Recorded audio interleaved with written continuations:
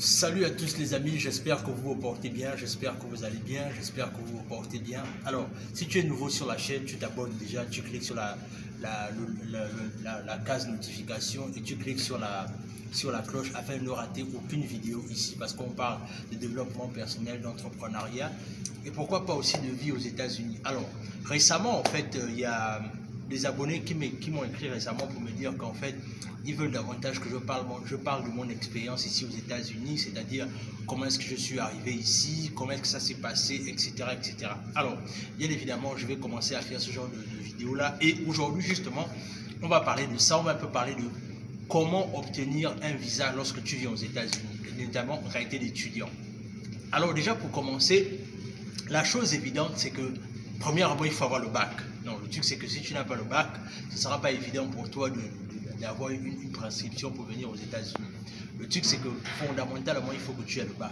Bon, bien évidemment, je sais qu'il y a des écoles également qui peuvent permettre qu'il y a certains étudiants qui puissent venir aussi ici sans forcément avoir le bac. Mais du moins, moi, je parle de la procédure que moi j'ai entamée. C'est qu'il te faut primordialement avoir le bac. Alors, comment est-ce que ça se passe?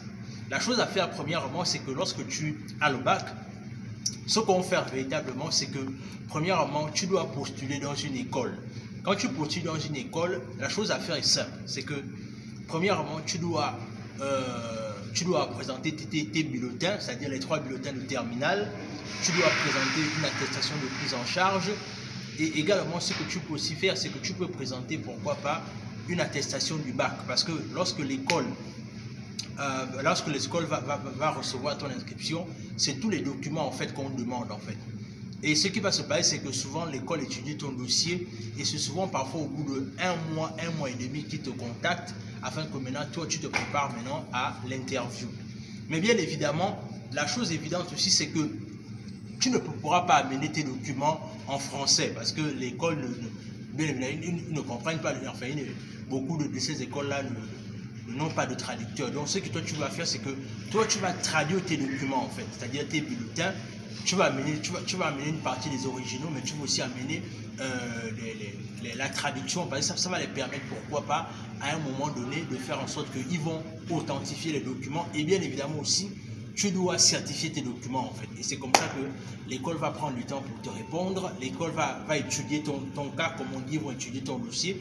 Et c'est comme ça qu'au bout d'un certain temps, comme je disais, au bout de un mois et demi, l'école va répondre. Alors, comment est-ce que l'école répond?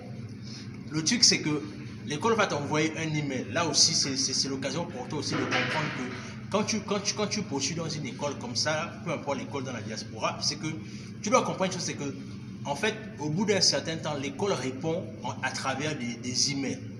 Le truc, c'est que tu dois maintenant beaucoup regarder tes emails parce que le truc, c'est que tu ne pourras pas juste dire que j'ai fait l'inscription et puis j'attends, ils vont m'appeler. Non, l'école n'appelle pas, l'école communique par email. Le truc, c'est que tu vas attendre de recevoir un email et maintenant l'école va te demander comment est-ce qu'on doit envoyer ton inscription, notamment ce qu'on appelle le EVE. C'est-à-dire que l'école ils vont regarder, t'envoyer le email, mais maintenant le truc, c'est que ce sera amené à toi de leur dire comment est-ce que tu veux que on envoie ton EVE. Maintenant, la chose qui s'est passée avec moi, bien évidemment, c'est que moi, j'avais mon cousin déjà ici. Ce qui s'est passé, c'est que mon cousin, simplement, lui, il m'a directement envoyé mon document à travers la poste. Moi, ça a été un colis express. Mais le truc, c'est que si toi, tu as un parent dans la diaspora, enfin du moins aux États-Unis ou en France, ça peut directement être plus facile pour toi pour que la personne directement envoie ton dossier en colis express. Moi, je me souviens à l'époque, ma première inscription, c'était complètement perdu en fait. C'est-à-dire, on envoyait ça en courrier direct par la poste, mais le truc, c'est que le document n'est jamais arrivé en fait. Donc, ce qu'on a fait, c'est qu'on a refait une autre inscription. Et ce qui s'est passé, c'est que dans la deuxième inscription, maintenant, ce qui s'est passé, c'est que on a directement envoyé ça en courrier express par DHL. Donc, c'est le moyen par le plus sûr, par lequel tu es sûr de recevoir ton email, en fait, ton inscription. Et c'est maintenant que, au bout d'un certain temps, tu vas recevoir ton inscription. Mais la chose aussi à retenir, c'est que parfois aussi, pour recevoir ton colis express, parfois ça prend autour de 3-4 jours ou grosso modo, disons une semaine pour que ça arrive directement chez toi ou encore directement à ton aéroport et tu vas te déplacer pour aller chercher ça à ton aéroport. Alors, le truc, c'est que je parle de ça pourquoi? Comme je disais, il y a beaucoup d'abonnés qui me demandent de parler de ça et c'est la raison pour laquelle je commence à parler de ça. Donc, ce que je vais faire, c'est que dans la prochaine vidéo, je vais parler un peu de comment est-ce qu'on se prépare pour une interview en qualité d'étudiant. Parce que bien évidemment, je réalise que voilà, il y a beaucoup de gens qui veulent pourquoi pas venir aussi aux États-Unis en qualité d'étudiant international.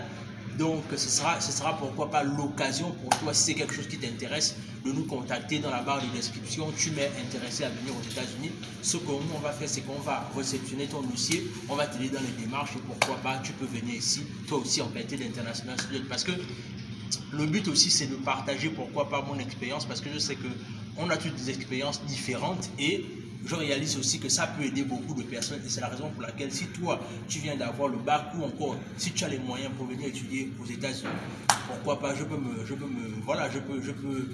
t'aider dans les démarches afin que toi aussi tu puisses venir, parce que là aussi le truc c'est que là aussi je permets également, je fais cette digression aussi pour dire que il y a certains qui peuvent venir par la loterie, mais il y a d'autres aussi qui peuvent venir en qualité d'international. Ce qui est le plus important pour toi, c'est d'arriver et de venir poursuivre tes études en fait.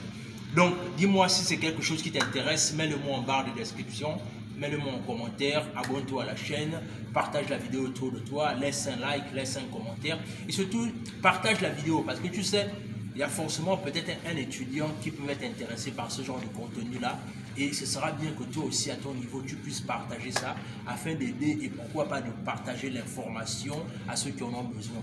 Sur ce, on se dit à la prochaine, laisse un like, laisse un commentaire et sur ce, ciao.